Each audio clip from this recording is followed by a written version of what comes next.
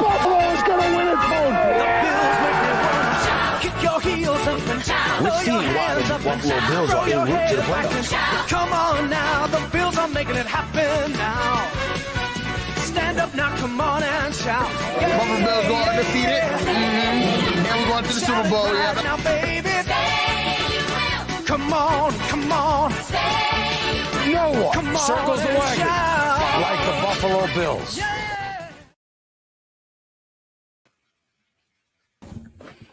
All right, we are live, and we are back. Welcome to another episode of the Overdue Bills podcast, and we definitely have some things to talk about, right? I think that us as Bills fans, we need to come together and have some conversations to see what's going on with our beloved Buffalo Bills. But with that being said, let me introduce the guys. We have our guy, your guy, yours truly, Matt, aka Matty Eyes, fresh off I guess an exciting week and a time in his life. So Matt, how you doing, man? Doing good, man. Ready to pod. I'm not as low energy and disappointed as you, but it's all good. I mean, just because the Bills is trash don't mean our show got to be trash, preach. Jeez, come on. No, it doesn't. It doesn't have to be trash. I think that the Bills definitely, we have to reflect on what's going on, right? And that's just how I feel personally. So you heard him, Rad, aka All Purpose Rad. So how you doing today? Since you on an upbeat note. I'm good, man. I'm good. I know the Bills took that L, but we good, bro. I mean, I wasn't expecting them to go undefeated or have one loss, so I'm good. One of the losses is we had it earlier than I expected, but it is what it is. We be good moving forward. On to the Giants, bro. On to the Giants. Okay. Well, before we get there, let me introduce. I guess Giants. I would say that's crazy. Not onto the Giants. It is. On to the Giants, baby. Listen, y'all see. Shout out right, Belichick. Shout out to the powers that be. The screen is split in such a right manner because we have my guy Mike, aka Mike D. Mike, what's up, man? Let's talk about it, man. Man, what's going on, preach, man? I'm here to talk about it. It's a lot we can cover, from the travel to the turf to my boy. I'm not talking about my boys, but I thought I wanted little flags. Because I saw about 15 of them yesterday. So, but I'm not talking about my boys. There's a lot we can talk about, and I'm excited. So let's get to it. Absolutely. Definitely. Let's get to it. And let me just do this. OverdueBillsPod.com. One word. OverdueBillsPod.com. Go to, the website. Check it out. All your merch. We got the merch. It's Buffalo, we have cold weather now, y'all. Like, it's the good weather is over. It's here. If you go outside, it's raining. It's here. It's not going away. So definitely hit us up on all platforms, Instagram, Twitter, all those amazing things. Shout us out. Like, share, review this, rate and review this podcast. Please share it right now. Shout out to Buffalo fan base. We appreciate them for their partnership. And with that being said, we're going to get into the show. We're definitely about to get into the recap. But quick question of the day. Shout out to everybody that comments already. I appreciate y'all. We're definitely about to get into all those questions. But we start off every show with a quick question of the day. And I have to ask this because y'all know I'm like this, and y'all can say that I engage in hyperbole, and that's fine. But I do want to. I call myself a thought leader, a thought provoker. And I said this question. I said to run down to these guys, and my question is: did we make the wrong pick? And that could go multiple ways. Did we make the wrong pick? That could go multiple ways. But I do want to start with one player in particular because he is not being used. He's on an injury report right now, but his name is Dalton Kincaid. And the reason why I'm going to Dalton Kincaid first is because there's a guy by the name of Sam Laporta who plays for a team who is called the Detroit Lions, who, might I add, some are saying is better than the Buffalo Bills as it stands right now. And he is baby Gronk. I'm just saying that's what they're saying. That's what the pundits are saying. If you look at Vegas, that's what they're saying. So my question is to you, Mike. Since we are not using Dalton Kincaid, I'm not sure why. I don't know who you want to put the blame on that. But do you think that we should have went with Sam Laporta? Because clearly he's clearly is better production. Clearly he's doing way better. And clearly he's I'm just saying, how do you feel about that? Nah, I mean, if you want to say we picked the wrong OC, then maybe we can have that conversation in terms of the use of Laporta. But I think it's more about what Dorsey is doing in his scheme. I mean, Kincaid is getting 1 yard pass. That was me in street football. I will run 2 yards, turn, and get a completion just to move the sticks. Right now, we got a new set of downs. But come on, Don Kincaid catching passes at the line of scrimmage. So, I mean, until we start at least seeing passes down the field, and if he's not making the plays, he's not making the catches, then okay. But right now, he's just not even running those routes. So I'm not here to blame Kincaid. I think it's more about his usage than actually him and his production. Interesting. So, Matt, do you fall in the same sword? Pause.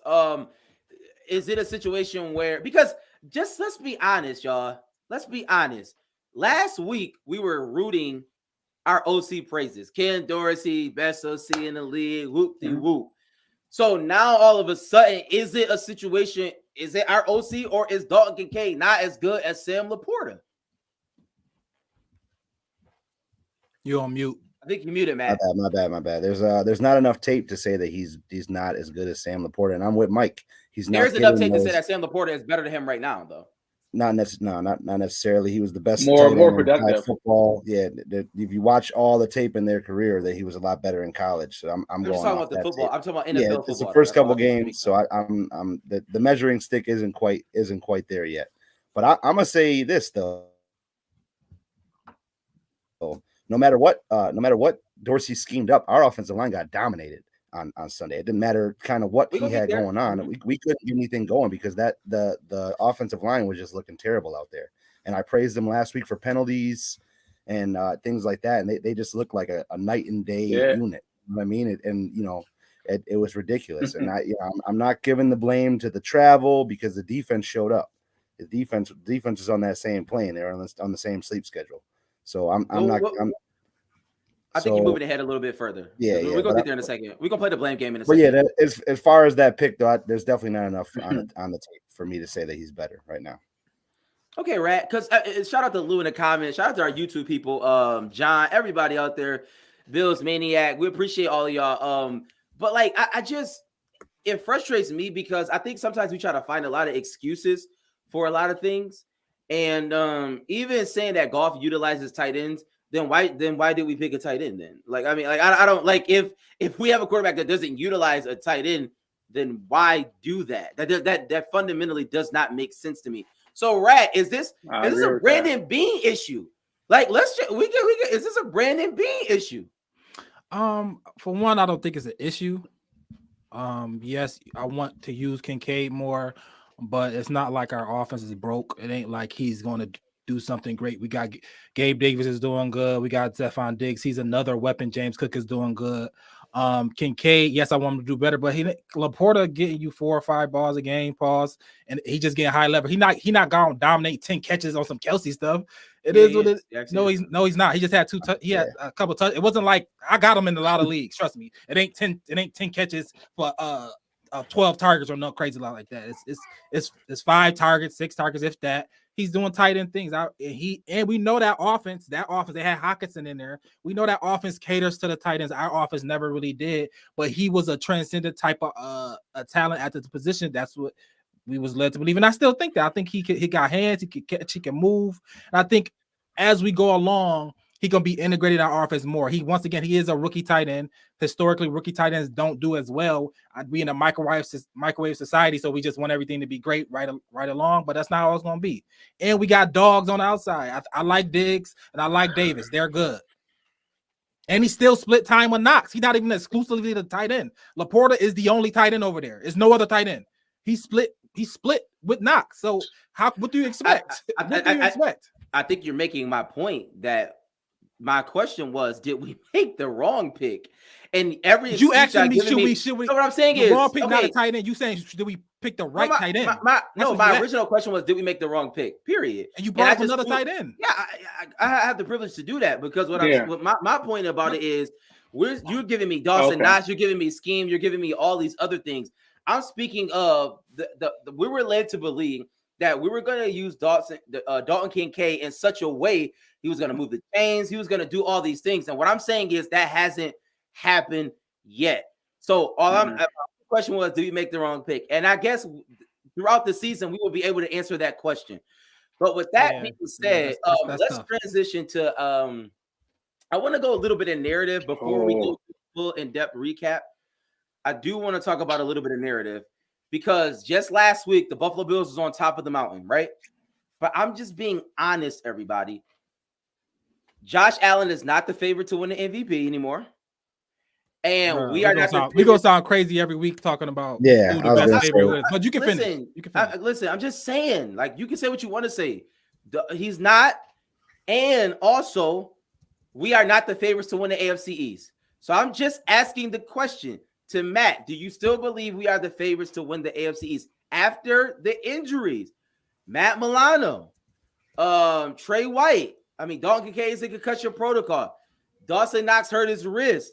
I mean, the injuries are piling up as it stands. And I haven't got to one person on defense I'm about to get to in a second. But anyways, you can talk. How do you feel about that? I still think that we are. I mean, it's like the stock market. It's going to go up and down depending on the game. 2 weeks ago, we weren't the favorite. Josh wasn't the favorite. Then the game versus Miami, we jump up to be the favorite. Once we have a bounce back Sunday night against New York, he'll probably jump right back into the conversation. So that talking about that right now is just I still think we're the favorite in the AFC East, and I still think we're fine, even with the injuries. I mean, it does suck. It's going to plague us, but you know we're very early in the season to get it done. So, Rat, are we still the favorites in the AFC East to you? Yeah, I think we're still the favorite in the AFC East. New England and the Jets are the New England and the Jets. And I think Miami, yes, they got a powerful offense, but yes, they have a powerful offense. But I think obviously we're going to talk about this game when we get to the game, but it's a lot going into the game. I think we're the best team in the AFC East. We got the best quarterback. Our defense did take a blow, but I think ultimately we got the best play caller on the defensive side as well. Shout out to Salah, he's good, but I think we got the best defensive play caller in McDermott. So I think yes, we still the best team. And Diggs is a dog. And you feel that same way, Mike? We might be the best team. That doesn't mean we will win the AFC East, though. That's true. Because I think Miami offense might be that good, right? They just beat their the Rams record in the first 5 games or whatever it is, and maybe the Bills defense is just that good when we have all the pieces that we can stop them. But every other team, they might get boat race.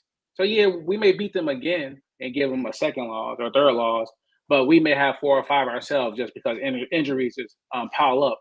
But we might be the better team, so we play them in the playoff, and we have full strength. We can win, but they might win the AFC East just because we have so much going on right now.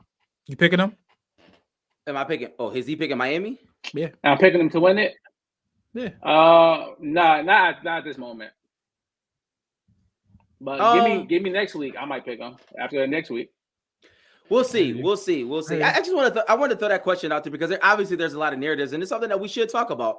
But let's get into this game because I see in the comments everybody wants to talk about the game, and it's definitely something to talk about, right? And we're going to get to the blame pie in a second because obviously with Buffalo we have a lot of excuses for everything, and that's fine. But we're going to definitely debunk all of them. We're going to go through them. But I see a lot of people talking about certain passes that was made in this game. So let me just go straight to the highlight plays. And when we go to highlight plays is not necessarily great players, but it could be plays that you're going to single out that was bad plays that was the determining factor of the game. So I'm going to go to Rad first. Rad, if you have some highlight plays, or if you have 2 or even 1, just give me some highlight plays that was, factors in the game that you said I'm singling this out for the game. And if you got some highlight plays in the comments, put them in there so we can talk about them. I think ultimately, just the beginning of the game, our offense just came out flat. It was just the offense came out flat. It looked like we just, you know what I mean? We wasn't hyped up for this game. You know what I'm saying? We didn't have that extra. So I don't know if it's necessarily a play, just the total beginning of the game. The first quarter, the whole first quarter was just like waiting for us to turn on the thing. Like, you know how the Golden State Warriors, they say that you just turn it on. It was like we was waiting for us to just turn it on. So that whole first quarter, all the plays, you could just say all the plays, that whole first quarter, man, it just was just like we was just waiting for something to click, and it didn't click. Okay, a totality of plays. Matt, do you have any specific plays that you want to highlight? Yeah, I mean, AJ Epinesa, he had a couple that, you know, he kind of kept us from going down a couple scores early. Flag is while Ed Oliver kind of made some bonehead penalties. AJ Epinesa, that strip sack where he made sure Trevor couldn't get the throw motion off. He kind of grabbed his arm and threw him down. That was a great play, and we ended up getting the ball out of that. So I just want to highlight that play. It was that, you know, he was making plays all day long, and the defense definitely, you know, was keeping us from going down 2-3 scores before half. Interesting. I see AJ Ebenezer strip sack. Shout out to our guy Josh. But I see a lot of Josh Allen in here. People are really talking about this Josh Allen. Mike, is that the plays that you're gonna highlight? What Josh Allen plays? Are they talking about? They're talking about the underthrows. Underthrows. No, you can talk about that. I want to highlight y'all boy Khalil Shakir, and my issue with him is just on that swing pass, like, bro, what happened to all this wiggle he had? Y'all been telling me about. He was terrible. Oh, come on, bro, you have to make him miss. It's like, he's on the field. He has the third most snaps out of all the other wide receivers. Obviously, Kincaid and Knox, they get the snaps. But out of all the receivers, Shaquille had the most, and he just doesn't make plays when he's out there. He may be good. He may do cone drills well. But when he get on the field, it's no production. And Hardy went 2 for 62. We rarely use him, but he caught a bomb. I want to see more Hardy and less Shakir at this point.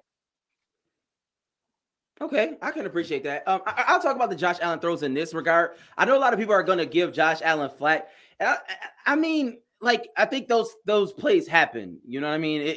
Granted, I think Josh Allen has the arm to get it there, but it was a point in his career where it would go light years away. You know what I'm saying? Like, it was on target. It was a 50-50 ball, and the defender made a good play, especially on the Diggs one. He made a good play, and he took the ball away from Diggs. I mean, it happens. Like, it's like, what are you gonna do? I think he should on both Diggs play. The one Diggs play he should have, but I mean, he got it to Diggs. It was a an explosive play. It is what it is. Like, I wish he could have led him more, but just looking at all the other quarterbacks, like, I mean, Josh Allen is like light years ahead of that. Like, they throwing the ball, you know what I mean, to the sideline. At least Josh Allen is getting in the field of play. So, you know what I'm saying? I'm not gonna get too crazy about that. For me, I'm gonna be honest, and I'm sorry, y'all, but we're gonna go to blame pie in a second. But some plays I want to highlight is every single play Von Miller was in the game. And how many was that? I don't know, but it should not have been any. 20. Because he's terrible. Like, he's like Von Miller's garbage, bro. Like, listen, y'all can, okay. Yeah. I know. Yo. God, all right. bro. All right. I know I was gonna to get this say. reaction. I can never just be honest about the players we have on our team. It's always something. It's just like, yo, I don't get, like, listen. You got your opinion, bro. Just stay course with it. Can I say something? If somebody is on the field, am I supposed to expect them to play great? Yes or no? If they get on the field. No. Yeah, I'm about to say. All right, then. Because he first came back off of ACL care. after flying 6 hours. Don't play. Well, he's on Did you expect Elam? You expect Elam to be? Did you expect Elam to be great? I don't expect Elam to be great because Elam has never been great. Okay, so what are you talking about? Von Miller is getting paid hundreds of millions of dollars. I expect him to be great. I think his presence out there is better than it's a warm-up. Anybody. But I'm saying his presence out there, you gotta account for that. that helped Ebenezer, I think, or anybody on the other side. Just him being out there, you gotta account for him. I agree. You can't leave him one-on-one. Yeah, he's a player. I see him. Yeah, that's what I'm saying. So that I don't care if he goes into plays him as a decoy. All I'm saying is Von Miller did not do anything. That's all I'm saying. That's all I said. Von Miller just didn't. He didn't. He had one tackle. I think he had one tackle. He played 20 sacks. All right. So listen. Y'all can scream at me all y'all want, but let's talk about blame pie. I'm just saying. I just wanted to highlight Von Miller plays. That's all I wanted to do was highlight Von Miller plays. There was nothing to highlight, but that's just me. But all right. It is crazy, but I'm a realist. Y'all not. I don't know why. But let's talk about blame pie because a lot of people had so many other people to blame, but the Bills. So I'm just gonna see how it's gonna turn out. So Matt, let's hear the blame pie. Who do you blame for this loss? Well, I'm gonna blame penalties. Our lack of discipline this week. I don't know what it was. I mean, we went into the game. I praised them last week. We were 4 games. We were under 100 yards of penalties. We had 11 for 109 yesterday. That's a killer for any team. And some of those were some 3rd and longs and some real backbreaking penalties. So that you take those out of the game, it definitely gives us a chance. Gets our offensive mojo going. And also, just the offensive inefficiency. I mean, if you look at the breakdown, each team we had 12 drives apiece. Jacksonville had 82 plays. We had 54. We cannot win the game if we're not on if our best unit, our best players not on the field, and he's not on the field for long, or they're not efficient. If he's on for 54 plays and we're efficient and we're scoring, that's one thing. But if we're not getting anything out of those 54 plays, we're just wasting time, and they're killing the clock. Who do you blame specifically for the inefficiency of the offense? I think that we just couldn't get anything going. Like I said, the offensive line that's was. Who you blaming? The line got dominated yesterday. Right. Absolutely. Offensive line. Matt is blaming the offensive line for the loss. Trayvon Walker, Josh Allen. We're on Josh Allen all day long. And the other Josh Allen. Yeah, James Cook had -2 rushing yards in the first half. It was just ridiculous. Couldn't get nothing going. So the offensive line. I see Rad not wearing that jersey today. Yeah, you're not. I couldn't find it. According to Matt, the offensive line is getting a lot of the he blame wasn't in the game, clearly. Mike, where's the blame pie going? Matt was a jinx. Matt talked about the offensive line and penalties, and both of those were just terrible. That was so funny. For me, I'm gonna put on McDermott. Got to just for these. I mean, well, he's the head coach, one, but for these reasons, we always talk about spark. We need a spark. I think McDermott he'll send a blitz on a big play to try to give a spark for the defense or something like that. But for the offense, I mean, if it's 4th down, if it's 4th and 2, like you have to go. I know you're not playing well, but that 4th down, if you convert that 4th down, that might be the spark that you need. Then the next play might be 15 yards. All right, we're going now. We're rolling, right? Give your offense a chance to go out there and get some confidence. I think that putting the ball over are turnovers, right? We talk about when Josh has 3 turnovers because he throw interceptions. Well, McDermott had 6 in like the first half when he decided to punt 6 out of the first 7 possessions. So while I think defensively, right, he's the DC as well. I think he called a pretty good game.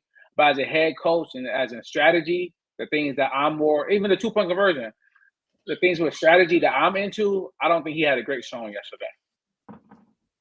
Interesting. So I got Sean McDermott, offensive line. Rad, where's the blame pie going for you? And if you're in the comments, let us know where the blame pie is going, because a lot of people were saying the running game. A lot of people are saying, certain things that's outside of the Bills' control. So, Rad, and that's where I'm going. And that's where I'm going. I'm gonna say it. I'm blaming the NFL. I said it. I didn't want to do I said it last week.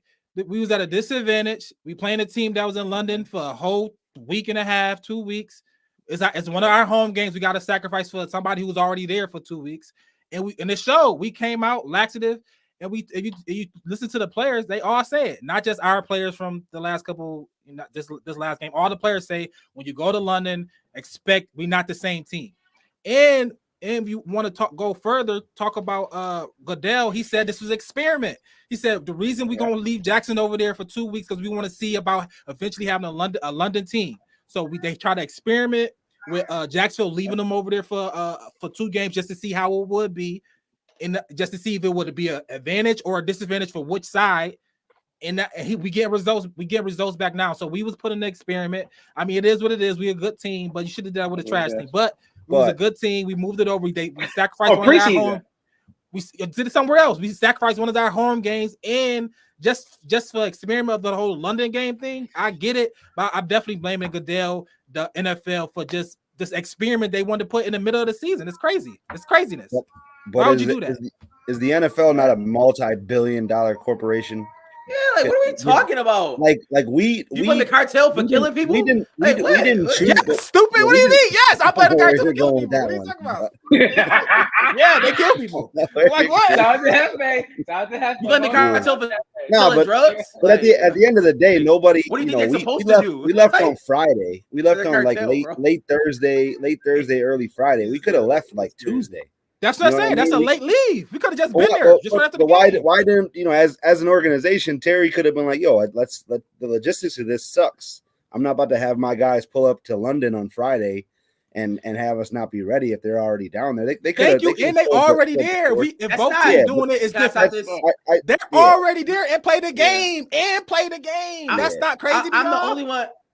That's crazy. It's still an advantage regardless. I'm the only one with the facts. Crazy. I'm not denying that Jacksonville definitely had an advantage, but I'm the authority on this because scientists have already proven that jet lag hits you later in the week if you're there. Like when you first get there, jet lag does not hit you. That's just the facts. It's already scientifically proven. It's not like hearsay. It's not conjecture. Scientists has already proven that. That's why they went late. Because when you go, like, if it's only a day or two, it's the effects of jet lag doesn't hit you as much as it will over time. So I don't necessarily, I disagree with the premise from this standpoint. The Bills still should have won the game. Like, I watched the game. They should have won the game. It's just the facts. Like, we definitely should have won a game, but we should have won the game. We had opportunities to win. And we did that game at home. Put that game in a route. If you're a great team, you're a great. Put that game in a route, Sam. Like you can put that game in a route. Do that at any point. No, I'm not. That's our home game. That's literally our home game. Right. We took our home game and took it to London. It's our business of football. It's the business of football. And this the year where we had the extra home game. So we lost the extra home game this year because we got to move to London. For the Bills organization, a team that had an advantage. If both teams at the same time, that's different. That's craziness. This is the only experiment. Goodell said it. It's an experiment. They wanted to experiment. And we had to be. That's fine. It's the business of football. They can experiment. They can have told us to go to Mexico and we would have played. It's just called football. They can do whatever they want. It's their league. I'm talking about the nuances. Yes, playing in London. Yes. So what? You're getting paid millions of dollars. A team that already played the game just a week before in London. So what? It's called millions of dollars, bro. Pucker up, bro. Be a man. But anyways, let me say this: the only thing Bills still. I bet you no team won. I bet you that's crazy. That's crazy, but it is what it is. It doesn't matter. Just play right, play better. We still gotta win, but that is getting the short end of the stick on that aspect. We gotta say that. That's fine. That's fine. But we still had a chance to win. But also, the only thing I will say is Teron Johnson came out and said that the field was awful, and that's something that we should be gripe about. That the field was bad, and they said it was almost impossible to play on. And they had a switch. It was a lot of articles that came about, going from grass to this turf or whatever the situation is. All I'm saying is the players did not like it. And it seems to be a theme about this, right? It seems that this is a reoccurrence that happens a lot. So I don't know. That's the only thing I don't like. I'm not sure. I'm not going to say Matt Milano got hurt because of that or anything. But what I am saying is that clearly the players did not like it. The only thing I can say is playing in London, that's the business of football. But we need to play in safe conditions, though. At least give me a better feel, according to the players. That's all I can say. Do anybody got a gripe against that? Or I think they should just shut up and play on that? I mean, if I brought that up, you would have said shut up and play. So I'm wondering. No, I wouldn't. Teron Johnson said that. He brought that up. I want you to say shut up and play to yourself. It's in the same vein of what Rad was talking about. If the NFL don't care about one thing, they're not going to care about the other thing. It's the same thing. No, right? They do care. They do care. That's what you saying. No, they do care. They switched it for whatever reason. Y'all playing one game on this turf. Deal with it. Shut up. Y'all gonna play this one game on this turf, and we're gonna put the grass back. Oh, y'all switched it. Go to we don't know and play. Why do it matter? Both teams played on it. Both teams played on it. Yeah, and we should have won. It ain't like one team played on bad turf, one team didn't. Both teams played on it. Why do it matter? Yep. Jerron Johnson said it. I didn't say it. You gotta take that up with him. But so I'm just being honest. So we got the offensive line, Sean McDermott. Rat wants to blame everybody else but the Bills. Is Elam? Anybody gonna blame Elam? I definitely. Oh, listen, I'm here. That's injuries. You don't. Trash, but no. Listen. Kyer Elam was a first round pick. He's garbage. Garbage. He got killed, murdered. Don't know how to use his hands. Don't know how to use his feet. I'm not sure what he knows how to use. But that's something that we need to address. I'm just being honest. Can't really tackle well. I don't know what Elam is out there for. Shout out to him. He got all the tools. He just don't know how to put it together. I'm not sure about that. I'm not sure about the tools. You don't got them. You don't gotta have all the tools. If you got all the tools, you're gonna put it together. I want you that. I want you that. Tools. He does not have all the tools. He misses a lot of tools. There's a lot of tools he's missing. Elam was bad. I didn't think Dane Jackson was that bad. I thought he was in position. Even on the Zay Jones play, Zay Jones made he just made a play. Right? Like I guess the dead clock is right twice a day. He just made a play on that. Dane was there, but I just think Elam was just out of position. And I will say this too. Yeah. Okay, I'm with you. Okay, he should have made the play. Should have made a better play. Fine. But also, too, I didn't think our safeties played well either. On certain passes, I think it was out of position. I'm not sure what I'm just being honest. That's just what I've seen. Like on certain third downs, I didn't like where they were at. I thought Hyatt was like 2 steps behind on certain plays. I didn't understand what was really going on. But I thought they could have gave a little bit better coverage. Like my thing is this: it's like if we have 2 all-pro safeties in that way, maybe it's because they had to play the run a little bit more. But it's like he's clearly Elam is challenged, so it's like I gotta help him. Like I mean, like I don't like he just shouldn't be on an island. Like it's against Calvin Ridley, in my opinion. It's a Mills point. The coverage we tried to run, we didn't want Elam on Ridley. We wanted somebody that you trusted. You want somebody you trusted who and that back end who you trust is Hyde. That's who you trust on that play to cover Ridley to not exactly. Not that's what you do. Thank you, Ryan. You don't want Elam. You don't want. If not Hyde, who? Then who? Who you want? Then who? Hoyer? Oh, Bifford, but he wasn't there. He wasn't there. My point. He's our best corner. Well, exactly. So who you gonna put on there? Elam getting cooked. Dane Jackson, no. You put Hyde there, the most athletic person back there, and that's he wasn't a better man. It was a great ball. It was a great ball. Great ball, great catch. Yeah. You got beat. And we was a second late. And even in saying that, absolutely, we was second late a couple plays. But even in saying that, like they scored 25 points, right? It wasn't like they just was gangbusters. So I think that personally, if it's me, the offense was just not good enough. We need more points. The defense held them to like 11. Like it was like 11. Like granted, I was at church.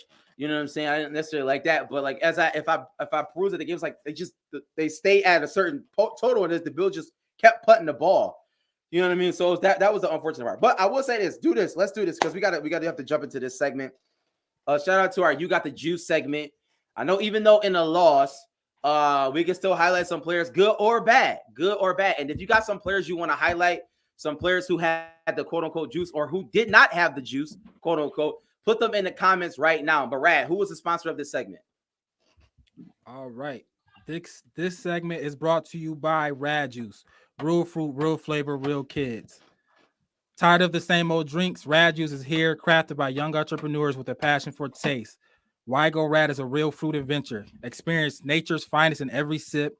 Pure and clean, no artificial additives, just pure refreshment. Explore 3 exciting flavors, peach, strawberry, and tropical. And now you can find Rad Juice at 3 convenient locations near you. 716 Premium, located at 425 Elmwood. Crenshaw Chicken and Waffle, located at 37 Chandler Street. And our newest location, Sweet Cheeks Cake Bar, located at 1685 Hurdle Ave. Elevate your refreshment game with Rad Juice, created by kids, enjoyed by everyone. Grab yours today. All right. if I could go first, shout out to my Rad Juice player is Terrell Bernard. And I thought that even though they had a lot of rushing yards, him having 16 tackles showed me that he's He showed he did the best he can. I'm saying right, yeah, and that's what I like. I having not, we criticize Terrell Bernard, right? And him being able to get in there, have those tackles, and he's not hurt. He's not on the injury report. You know what I'm saying? Like he stuck it out. Like he did as much as he could do. Like, right, he's undersized. He's not, you know what I mean? He's not a world beater, but he's playing very, very, very hard. I can appreciate that as you know what I'm saying? Like he playing his heart out there. He's doing everything possible he could do, you know what I mean, to make this defense great. And I don't think it was awful. You know what I mean? I thought he had a good game. And also, I mean, I think we should play the rookie too during. I think we should play him. Like he's sometimes he's not in the right positions, but he's all over the place. Like, and I can appreciate you being everywhere as opposed to Tyrell Bernard Tyrell Dawson not being anywhere. Right, you know what I'm saying? Like the old thing coaches say, like if you're gonna be if you're gonna be wrong, at least be aggressive, being at least make an aggressive play, which is one of those coach speak things. But it's like whatever. I get what you mean. Getting deflections. He might not have been doing all the right stuff because that's why I think that's why Sean McDermott didn't play him the whole game. You're a rookie. He got a complex defense, bro. Well, he missed some tackles. Yeah, and it's okay. It happens. Definitely missed some tackles. I think Dorian Williams, that's what coaching is for. I'm glad Von Miller, Mom, I love you. Yeah, Von Miller did not have a good game. But Matt, who is the Rad Juice player of the game? Yeah, I mentioned him earlier, AJ Epinesa for sure, man. I mean, he had three pass breakups. He had that strip sack. He was a menace all game long, man. He was one of the main reasons why we were only down 11 going into, or they only scored 11 points going into the fourth quarter or the third quarter. So huge for that defense. I'm happy. We've been he was one of those healthy scratches his first couple of years. So I'm happy he's breaking the lineup and making plays, man. Shout out to Brandon Bean. Great pick. Yep. Oh God! Shut up! Shut up! Yo, I gotta be honest. I gotta be honest. No, you gotta chill. Is what you gotta do. Oh my God! I can't be honest on this show no more, y'all. But okay, all right. Before you go to Rad, I do want to, because Rad mentioned something earlier about Kincaid is for later, and this might be my issue with what's going on. It's like our window is now. And if Epinesa did this his rookie year, who knows? Maybe we win. But he's doing it now. Great. If Kincaid is doing it in 3 years, is Diggs here? What's going on with Vaughn? Is Poyer and Hyde still here? It's like we needed some people that could have contributed now. If him and Elam both were contributing now, first round picks for the last 2 years, right? We might have a different team. But go ahead, Ray. Yes, I agree. I definitely agree with you, Mike. But there's only a few of those in the first round. In a draft period. That's true. Yeah, and we always picking in the 20s. So it's you know what I mean? It's like we're not getting Sauce Gardner. You know what I'm saying? We're not getting Garrett Wilson. We're not getting them. We're not getting them. So I definitely understand what you're saying. But for me, I was gonna give it to Diggs, and I know we brought up that play that I guess Josh underthrown. But for me, Diggs, you gotta have that ball, bro. D-Hop. Prime D-Hop coming down with it. We saw Justin Jefferson last year coming down with it. Diggs, come down with that ball. That's game changer. We win the game. Period. I was going to give it to Diggs. I'm going to give it to the other receiver. I'm going to give it to Gabe Davis. Gabe Davis made a tough catch in the end zone. Gabe Davis been showing out. Gabe Davis been much improved. Y'all been calling him out. I remember the drop that he had. Preach haven't said his name in a couple of weeks. He also I know he had one drop. That was the problem. Right back to him. And went right back. Again. I know Gabe Davis doing good because Preach haven't said his name in weeks. So I know he's doing good. So shout out to Gabe Davis. Gabe Davis getting my Rad Juice player of the week and Diggs. Come down with that ball, bro. Period. Mike, did you get yours? Shout out to Gabe. No. Is it allowed to give Rad Juice to punters? Yes. All right. It's always Sam Martin. I wouldn't advise it, but sure. Go ahead. 258 yards and punt. Nah, I'm not gonna give it to him. I will give it to Diggs though. I will give it to Diggs. Diggs do have to come out down with that. But maybe he thought that Josh can throw a 70. So he might have thought like, oh, Josh putting this in the end zone, and once he had to come back, maybe he was like, oh shit, I gotta come back for it now. But regardless, I'm with you, Rat. But still, man, they said the Bills players are on the sidelines flat. They said everybody but Stephon Diggs. He said Stephon Diggs is going through teammate to teammate, trying to get people amped up and ready to play. Breaking tablets. And it was a joint of him throwing a tablet down, and everybody was just like, "Oh, look at this diva! Look at this diva!" And it's just like, "Oh, he can't catch a break." Like he is the heartbeat of this team. That's a fact. Like Josh probably our best player, but Diggs are our most consistent player. Like Diggs is gonna show up every single game, and he gonna give you 100%, and he gonna get his 6 catches, his 90 yards, a tutty, and he gonna ball out, and he gonna let everybody know that he the best. And so I will give the Rad Juice of the game this stuff. Shout out to Diggs. Okay, we're about to jump into this. I mean, we don't really have a lot to say, I don't think, about the Bills versus the Giants because we do deal with keys to success, but I think the success is playing the Giants. Like, I'm just being honest. 14 I mean, it's like the success is the fact that we have the Giants coming up Sunday night. We got really Dabo. We got an OOC. Yeah. You know what I mean? Don't underestimate them. Rebound game. I'm not underestimating. I think I'm correctly estimating them. Like, it's just bad. But I do want to ask before because I do want to go straight to score predictions because Monday Night Football is about to start. I want to go to straight. I want to ask this though, because Mike brought up an important point, right? Before we go to score predictions and talk about the contest, quick, just for a second, I just want to ask this question. Because, and it's everybody out there in the comments, we really got to have a conversation about this. Windows in the NFL are short. And while we do subscribe to the notion that if we have Josh Allen, who is one of the greatest quarterbacks in the league right now, our window can be extended, right? Just by having a great quarterback. We should always be in the playoffs with him. Point taken. But I think that with the core team we have, and with Trey White going out, with Matt Milano going out, Daquan Jones, pec injury. I mean, they're out indefinitely. Injuries are piling up. Is this a situation where we have a window? We can win the Super Bowl this year. You know what I'm saying? It's not out of the question. Does Bean need to do everything he can to ensure that? And what I mean by that is not Josh Norman. No disrespect to Josh Norman. He knows the defense. We called it though. Shout we out said to this him. is gonna happen. Right. God bless Josh Norman. But what I'm talking about a real player though, like a real mover and shaker. There's a lot of teams that's about to be selling. The Patriots being one of them. The Patriots have decent defensive players. They don't have bad defensive players, and you probably could get them on a cheap because they about to throw the season. They suck. You know what I'm saying? Like it's some teams that's about to throw away players for cheap. I don't know what's wrong with Randy Gregory, but I know he can at least run, right? Like, you know what I'm saying? Like 49ers picked him up, right? But that's my point. They trying to win a Super Bowl. They're trying to win a Super Bowl. I don't know. That's all I'm saying. They look unstoppable. Yes, and they thought it right to get Randy Gregory. That's what I'm. Thank you, Josh. About that's the only time Josh agreed with me. But Matt.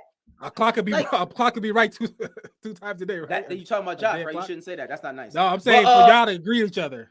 Oh, that's true. But okay, so I'm gonna go to Matt first because Matt is a homer. He loves our players. But Matt, honestly, like I don't care whoever the player is. There are players out there. Do you think Brandon Beane needs to make everything available for us to get that player? Yeah, I'm okay with getting rid of I'm okay with bringing somebody in. I said it not on here, but Pat Surtain is dying on the Broncos. I would give up a first. Yeah, I would give up whatever for that's our first is Dalton Kincaid, franchise player. We're back at shelves. That's a franchise player. Yeah, all right. Let's go. All right, preach.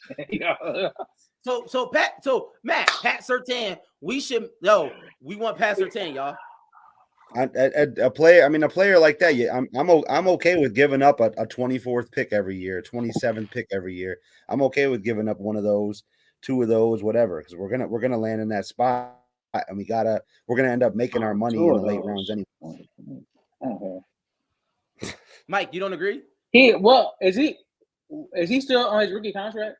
Yeah, we would have to pay him. And he's also the number one cornerback in the league right now.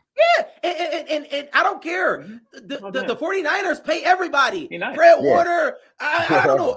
Do they have a salary cap? Like, I mean, they didn't pay a quarterback yet, though, Sam. So they don't have a quarterback. Their quarterback make $800,000 a year. Yeah, he's rooming with Trey Lance was making money. Squad offensive lineman. Trey Lance was making like $3 million a year. He's making like $7 million a year, bro. That's still nothing. That's our quarterback is making $40 a year. No, Brock. And they had Sam Darnold. Sam Darnold making bread too, though. Combined, they're making like $15 million a year. But anyways, still, Mike, once again, it's nothing. Do you think we should get somebody? I mean, if we want to go get Surtain, I guess if Broncos want to give him to us, I'm not against that because he is a young corner, and Trey might, right? Trey on the back nine, right? Trey might be on 17 putting, right? Trey might be putting on 17. Shout out to Trey. On his way to 18.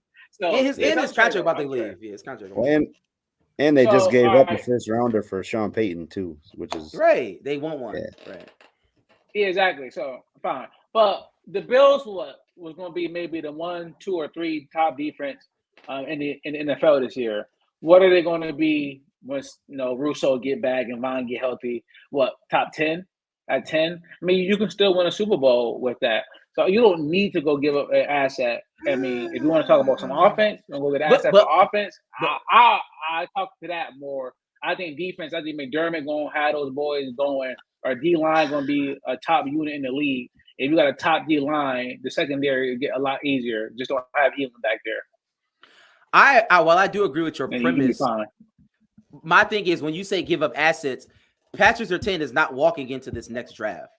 Like he's not available. He's the best cornerback in the league. Giving a first round means absolutely nothing because we had a first round, we got Elam. It's like a first round pick is irrelevant. Like people put a lot of stock in him. I personally don't. If you're getting back a proven player, like Pat Surtain is better than Dalton Kincaid every day of the week. He will make a better impact on our team. Like it's just a fact. You literally cannot throw his way. Yeah, but he's we talk about you can't throw his way. Clearly. So then how many first round picks? What you say? You definitely can throw his way. He can cook. I mean, who Pat Surtain? Yeah. The last game just did last game. Last game. I'm talking about the game before that. He got cooked mad times. Nobody cares. But I hear your point. But my thing is like, is the Broncos gonna give him a right or right? I don't know. I don't think so. I don't know. I don't think so. I think, but you never know because I remember when Mika Fitzpatrick was traded. Who was Mika Fitzpatrick on before the Steelers? Miami. Yeah, I remember Miami was selling everybody, and they just sell Mika Fitzpatrick out of nowhere. It was kind of like nothing. So I mean, if it's possible, yes, they are terrible. If they lose the next two games, my thing is I wanted to do something that makes sense. If it makes sense, it makes sense, right? Like last year, C-Mac fell in San Fran hands. Odell went to Von Miller, the whole Von Miller trade from Denver to Rams. Like if it makes sense, if it's somebody out there that we can go get, let's do it. Let's not be last to do it. Let's be the front person to do it. Let's not let Miami make a move before us. Or the Chiefs. Or the Chiefs make a move before us. Let's make that move to submit our spot in the playoffs and moving forward. So I'm down with that. And if it makes sense, yeah, but I'm not just gonna do something just to do something. If somebody out there that we can go get, let's go get them. I would give a third round for Jerry Jeudy. Jerry Jeudy's, I mean, he's a great player. I mean, relative over Josh Allen, Jerry Jeudy is a great weapon. He's better than Deontay Hardy and Sherfield. I go to the Panthers and go. What's the dude from the Panthers? That's I forgot they pass rusher. Brian Burns. Yeah, because he go get him. Go get him. Go first get him. Round. Like people like that. That's definitely selling. They own 5. They trying to get the first. Go get people like that. Go get Brian Burns if you want to go. You know what I mean? I'm down for stuff like that. He a game changer. So we'll see. And I think that's what we need to do, man. If the player is available, if it makes sense, and what I mean by makes sense is whatever makes sense. Like if he's great, it makes sense to me. But if I'm giving up the next 7 picks, I'm like, I'm not doing that. I'm not saying the next 7 picks, but we can mortgage a little. I mean, the future is bright. We got Josh Allen. But you said Dalton Kincaid. You said a person Dalton Kincaid. He hate every pick. No. But now they all good. So he kind of like. No, I'm saying the future is bright with Josh Allen, not with Dalton Kincaid. But with that being said, Matt, we had a contest And let's talk about the contest and then give our score predictions after that. Yeah, so the contest, man, again, nobody predicted the correct score this week. And then nobody was spot on with Josh Allen's passing yards and Diggs' receiving yards. We had a couple people close to both. So the ultimate tiebreak winner was closest to Josh Allen's passing yards, which was Josh Allen threw for 359, I believe. Hold on, let me double check that. 359. Yeah, I got it right here. 359, yeah, so nobody the highest guess we had was Herb Rawls. He had 340. Shout out to my guy Herb. Herb. I heard. Got you an overdue Bills tea coming your way. So we'll reach out and get that to you for sure. And then we're gonna have the contest again this week. We have the Buffalo Bills coming back home to play against the New York Giants on Sunday night. We're gonna guess the correct score, predict the score, and the tiebreaker is gonna be Josh Allen's passing yards, and then I'm gonna go with Old Faithful. We got to come back with a win, so Gabe Davis will be the secondary. We got to do it. Once I set that, it's the dub.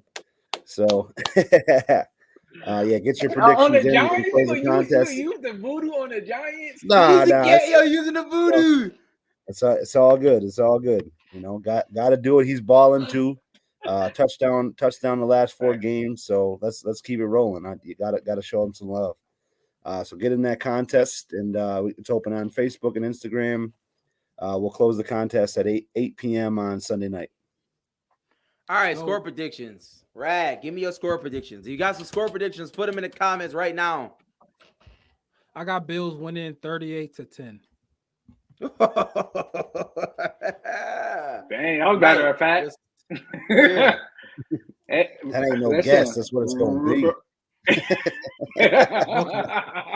it. Shout out to Theo. Well, what's the spread? 14.5? 14.5. 14. Yes. I doubled 14.5. I doubled it up. I'm about to go look. Yeah, it's 14. Well, I mean, some books 14. It's 14.5. Yeah, either or 14. It's a revenge game, man. It's a revenge game. You got Tyrod. You got Dave's coming home. You got Tyrod. It's a revenge Shout out game. Tyrod. Hodgins. Hodgins. Shout out Boogie Hodgins. Basham. Shout out Boogie. Hodgins. Look, it's a revenge game. They know our system. But even with that, Trey Lance knew the San Fran system, and that didn't help the Cowboys. So I'm going Buffalo 34, Giants 2. 34-2. They get a safety on us, though. Get a safety? Oh, man. 34-2 safety. 34-2 safety. I thought There's a couple safeties last week, so I thought Tim was. I'm gonna go. Now I'm gonna go 34-3. All right. Yeah, I'm gonna go off. I'm gonna go 42-7. Wow. Yeah, I think we'll get back up in the 40s. Get a Kyle Allen sighting this weekend. So Not the Kyle. I got 42-16. I got 42-16. I think they're gonna score 16 points. Garbage time, of course. I think he got Daniel Jones in fantasy. That's the only reason he hoping. Not even that. I protect Tyrod Taylor to play. I don't even protect Daniel Jones to play. I protect Tyrod. I think Tyrod's better. He plays well at Buffalo. And for whatever reason, like whenever the quarterback comes back, sometimes they get a little frisky. They get a little frisky. I've seen it happen a couple of times. Yeah, he gonna let it rip. He definitely gonna let it rip. And things happen. I mean, Elam, he's Daniel Jones is playing. You know that. I know that. Oh, okay. Do you know that for a fact? Is he? Yeah, he playing. Okay, shout out Daniel Jones. But I think Dave will gonna cook up a trick player too. Maybe he'll get in the end zone, maybe twice. But yeah, shout out to them. Shout out to everybody in the comments. Appreciate y'all. And listen, go overduebillspod.com. One word, overduebillspod.com. Go hit us up for the merch. We got the packs and people was hitting us up, man. Go get your hoodies, man. Call us right now. It's hoodie season out there. Please do that. Please, man. Please, sir. Beanies too. Beanie season too. Absolutely. Hats and the whole thing. Go to our website or hit us up on Facebook, Instagram. Hit us up directly. We will get it to you, man, before this Monday night game. We want to see people in the Overdue Bills gear. And with that being said, y'all know how we end every show with a little bit of that. Hey, hey, hey, Hey. Hey. Only Buffalo is going to win its own. Kick your heels up and down. Let's see why the Buffalo Bills are en route to the playoffs. Come on now, the Bills are making it happen now. Stand up now, come on and shout.